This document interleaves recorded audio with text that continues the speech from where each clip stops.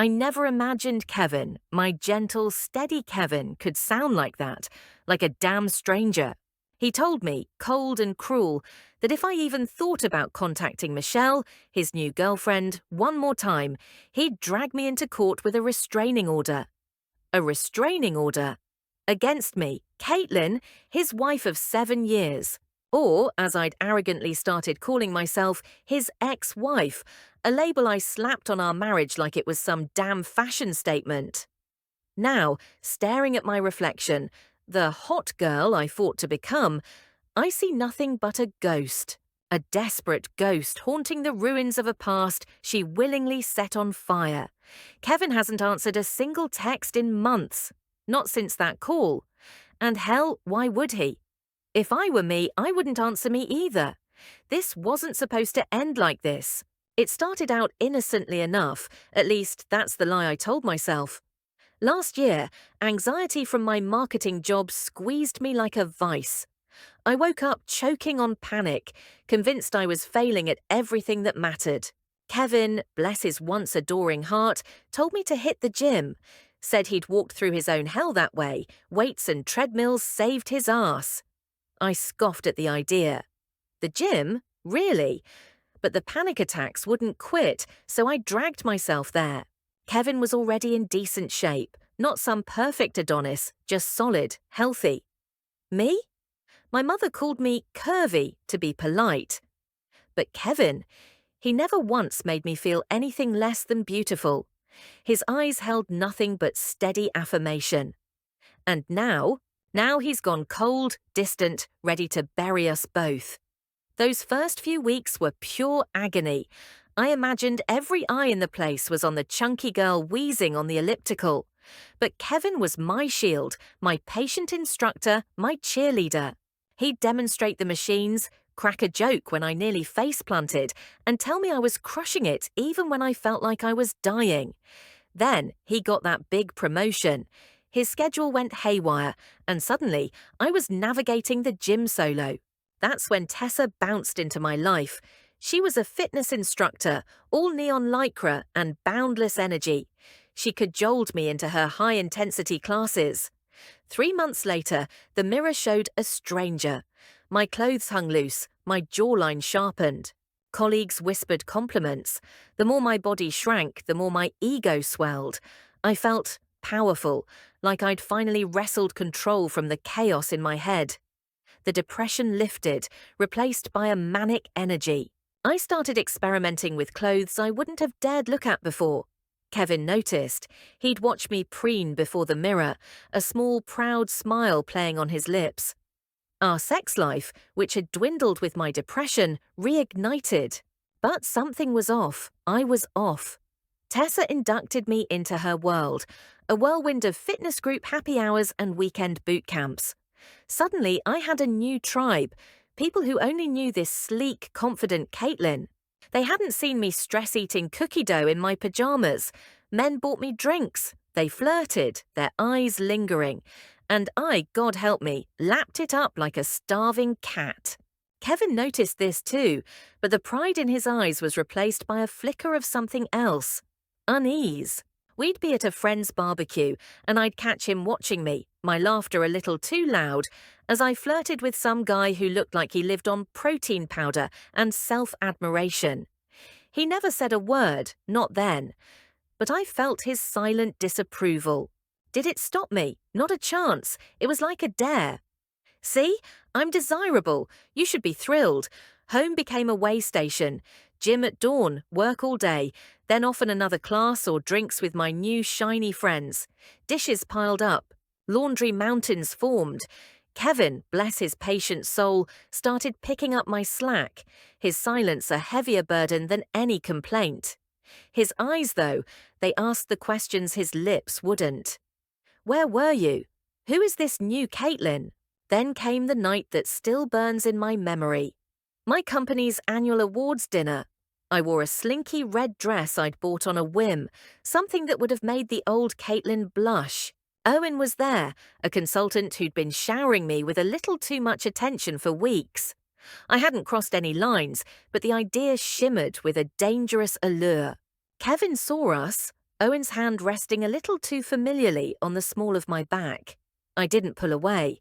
I giggled at his suggestive jokes, my hand brushing his arm. Across the ballroom, Kevin watched, his face a mask of something I'd never seen before.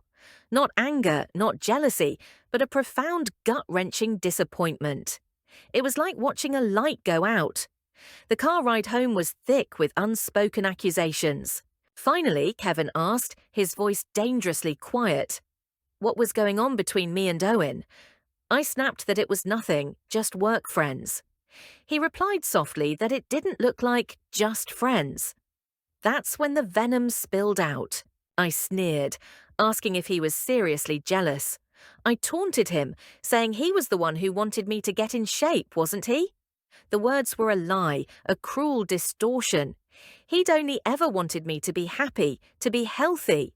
He never, ever cared about my weight. After that night, our home felt like a war zone. I stayed out later, screenshotted his texts and laughed about them with Tessa, then came home to find him asleep on the couch, the TV muttering in the dark. His attempts to ask where I'd been, I twisted into accusations of him trying to control me. Looking back, he was just a husband worried about his increasingly erratic wife. But in my head, inflated by cheap compliments and fleeting attention, he was an anchor, dragging me down from my glorious ascent. I'd scroll through Instagram, comparing Kevin to the chiseled, adventurous men in my feed. Why didn't he dress better? Why wasn't he more exciting? I'd transformed. He was still just Kevin. The insidious thought began to fester. I'd settled. I could do better. I exploded.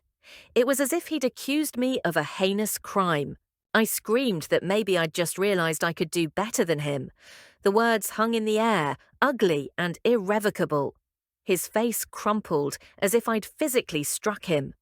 But the dam of my resentment had burst, and I couldn't stop the flood of poison. I spewed hateful things. How I'd only been with him because I thought he was all I could get when I was heavier. How I felt suffocated. None of it was true, not deep down. I was drunk on validation from strangers, high on the novelty of being desired. But in that moment, fueled by a toxic cocktail of insecurity and arrogance, I believed every word. Kevin just stood there, absorbing the blows, his silence more damning than any shout. When I finally ran out of venom, he asked, his voice barely a whisper, if that was really how I felt. And I, may God forgive me, looked him in the eye and hissed that yes, it was. A week later, I filed for divorce. The courier handed him the papers at our front door. I watched from the window, pretending to be absorbed in a phone call, my heart hammering. The look on his face, it seared into my brain. But I hardened my expression, convinced myself this was my liberation. I moved out almost immediately into a chic, overpriced downtown apartment.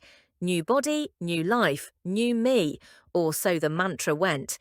I blocked Kevin on every platform except email, instructing him to communicate only through our lawyers. I was ruthless, a corporate shark carving up a failed merger. He called 20 times that first night. I let each call go to voicemail, the sound of his increasingly desperate voice a perverse trophy. I was out with Tessa and the gym crew, toasting my freedom, my bravery. They didn't know the real story, just the sanitized version I'd spun about self-discovery. Tessa kept pouring shots, hailing me as some kind of feminist icon for shedding a loving husband. I even posted a cryptic quote about outgrowing relationships, paired with a carefully curated selfie. Thoughtful, yet undeniably hot. It garnered hundreds of likes. Kevin's best friend Kyle texted me, calling me a heartless bitch. I blocked him too. Those initial weeks were a blur of manufactured excitement. Dating apps buzzed. Owen, sensing his opportunity, became a more persistent presence. I bought minimalist furniture I couldn't afford, posting new chapter aesthetics on Instagram. I dyed my hair, bought more clothes, sculpting this new identity of Caitlyn 2.0. Meanwhile, the divorce proceedings lumbered on. I was deliberately obstructive, demanding half of everything, even assets he'd acquired before we met. My lawyer, a pragmatic woman, tried to temper my aggression, but I was on a power trip. Owen officially asked me out about a month after I'd shattered Kevin's world. He chose a hyper-trendy restaurant, the kind Kevin would have deemed pretentious and overpriced. Owen ordered expensive wine, complimented my new expensive dress, his hand finding mine under the table. It was a checklist of what I thought I craved. We ended up at his sleek, impersonal apartment. But as we moved through the motions, a dissonant chord struck within me. Owen's apartment was soulless compared to the home Kevin and I had built. His conversation, though witty, lacked depth. He didn't know I hated mushrooms, or that I hummed off-key when I was concentrating. He didn't look at me the way Kevin did, with that soul-deep recognition. Still, I doubled down, plastering photos of myself and Owen across social media, a calculated move to ensure Kevin saw I'd upgraded. I wanted to twist the knife, a perverse mirroring of the hollowness that was beginning to gnaw at me. 3 months into this charade, we had a mandatory mediation. It was the first time I'd seen Kevin since I'd walked out. I'd spent hours getting ready, hair, makeup, my most formidable power outfit. I strode in, radiating icy confidence, but the sight of him nearly buckled my knees. He looked good, calm. He'd lost a little weight, his haircut was sharper. He was polite, even managing a small smile at the mediator's awkward jokes. My insides, however, were a roiling mess. My hands trembled. I'd expected a fight, a bitter battle over every asset. Instead, he conceded most of my outrageous demands with a quiet dignity that made me feel cheap and small. At one point, his lawyer leaned in, whispering. Kevin just shook his head, his voice clear and steady as he stated, "No, it was fine, she could have it." They were discussing our wedding albums, the ones I'd demanded out of pure spite, knowing how much sentimental value they held for him. The divorce was finalized with an unnerving speed. Kevin, true to his word in the parking garage, didn't contest a thing. At the final signing, his lawyer handed me a plain white envelope along with the decree. Kevin asked her to give it to me, she explained. Inside, a single handwritten sentence. "I hope you find what you're looking for, Caitlyn. I really do. No anger, no recrimination. Just a kindness that felt like a brand." I wept in my car for an hour, the paper clutched in my hand. Owen and I imploded a few weeks later. I discovered he was juggling me and at least 2 other women. When I confronted him, he looked genuinely perplexed. He shrugged, saying he thought we were casual, that I'd just gotten out of a marriage and surely didn't want anything serious. The truth was, I didn't know what I wanted anymore, except it wasn't this. My dream life was a cruel mirage. Dating was a soul-crushing parade of men who saw my new body as an accessory, not the woman inside it. My work, once my pride, suffered. I was distracted, emotionally volatile. Even the gym, my former sanctuary, felt tainted. Every squat, every lunge was a reminder that Kevin had been the one to lovingly nudge me through those doors. 6 months post-divorce, the grapevine delivered news. Kevin had a new apartment, a promotion, and had joined a hiking club. He was thriving. Meanwhile, my Friday nights consisted of me, a bottle of wine, and reruns of shows we used to watch together, the silence in my apartment amplifying my regrets. That's when I cracked. Desperate, lonely, and drowning in remorse, I called him. I hadn't rehearsed anything. When he answered, his familiar hello undid me. The sobs erupted, raw and ugly. I choked out that I'd made a catastrophic mistake, that I missed him, that no one would ever love me the way he had. A long, crackling silence stretched between us. Finally, his voice, gentle but firm, came through. "He was sorry I was hurting, Caitlyn," he said, "but there was no going back for us." I begged, pleaded for just one coffee, just a chance to talk. He repeated no, adding that I needed to talk 6 months ago, and I hadn't wanted to. Then a soft click. After he hung up, a frenzy overtook me. I texted him, "Apologies, then nostalgic ramblings, then desperate manifestos about how I'd changed. Silence. My desperation curdled into anger. I sent accusatory tirades, claiming he'd never truly loved me if he could just discard our history. After a barrage of nearly 30 messages from me, his only reply was a terse, "Please stop contacting me, Caitlyn. This isn't healthy for either of us." But I couldn't. I was a drowning woman, and he was the only shore I could see. I started messaging his friends, fishing for information. I called his parents, who had once treated me like a daughter. They were polite but coolly distant. His mum, her voice laced with a sorrow that shamed me, said Kevin was doing well, dear, and she thought it best if I let him move on. I was no longer family. I started driving by our old apartment building, then his new one, the detours becoming a sick ritual. I even found his hiking meetup online and joined, kitted out in expensive new gear, pathetically hoping for a chance encounter. He never showed. Later, I learned he'd quit the group after the organizer, a kind older woman, quietly warned him I'd signed up. I was becoming someone I didn't recognize, someone I despised, obsessive, pathetic, a stalker in the making. Then, the news that shattered my delusion of a possible reconciliation. Kyle, Kevin's best friend, let it slip.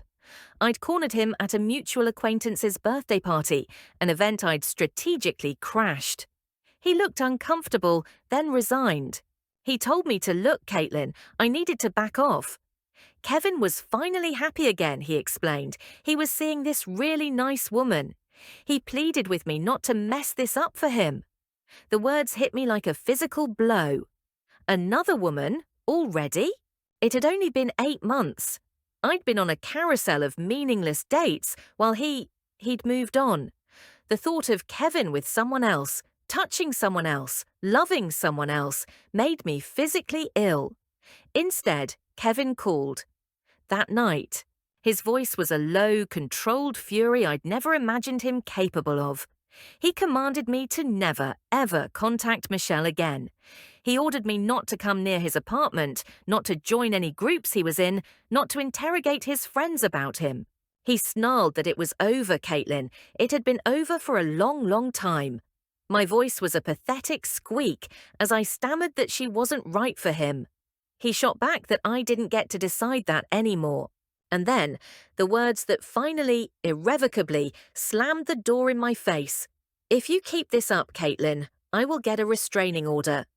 The legal threat, the cold, hard finality in his tone, it pierced through the fog of my obsession. This wasn't a rough patch. This wasn't him playing hard to get. This was the end.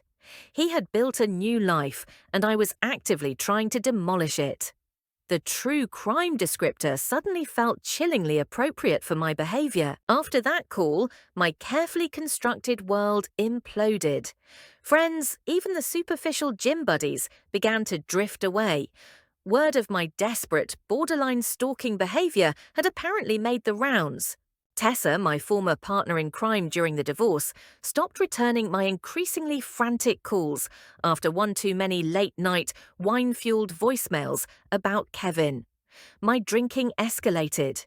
My performance at work nosedived, culminating in a grim meeting with my boss and a formal warning. The gym, once my temple of transformation, now felt like a stage for my public humiliation. I still had the hot body, but inside I was a crumbling ruin. About a year after our divorce, the universe delivered its cruelest blow. I was in the grocery store, listlessly pushing a cart when I saw them. Kevin and Michelle. They were by the cereal aisle, his arm casually around her waist as they debated flakes versus puffs. They looked so domestic, so comfortable. Kevin threw his head back and laughed at something she said, a deep, unburdened laugh I hadn't heard from him in years, not even in our supposedly happy early days. I ducked behind a towering display of paper towels, my heart constricting. They moved as a unit, checking items off a shared list on her phone, discussing dinner plans. They looked like us, the US I had carelessly discarded before the obsession with my appearance, before my ego ran rampant. As they approached the checkout, Michelle glanced up and saw me. A flicker of recognition, then alarm, crossed her face. She whispered something to Kevin. He tensed, his smile vanishing. He looked directly at me, his eyes holding mine for a nanosecond. A look devoid of warmth, filled only with a weary resignation. Then he deliberately turned his back, gently guiding Michelle to a different, more distant checkout lane. That small, dismissive gesture was a public execution. I was a pariah, someone to be avoided, a problem he no longer had to deal with. I abandoned my half-filled cart in the middle of the aisle and fled, tears streaming down my face as I stumbled to my car. That night, fueled by cheap wine and self-loathing, I composed one last epic message to Kevin.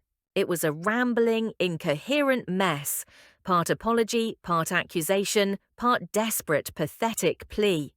I poured out every ounce of my regret, my loneliness, my dawning, agonizing realization of what I'd lost. The next morning, through a throbbing hangover, I saw his reply. Just 2 sentences. I forgive you, Caitlyn. Please seek help and move on with your life. Forgiveness, but not absolution. Kindness, but not reunion. He didn't want me back. He just wanted me gone. He had found his peace, and I was just a disturbance. A few weeks later, the final nail in the coffin of my delusions. A mutual friend, with cautious sympathy, informed me that Kevin and Michelle were engaged. She asked gently if I was okay.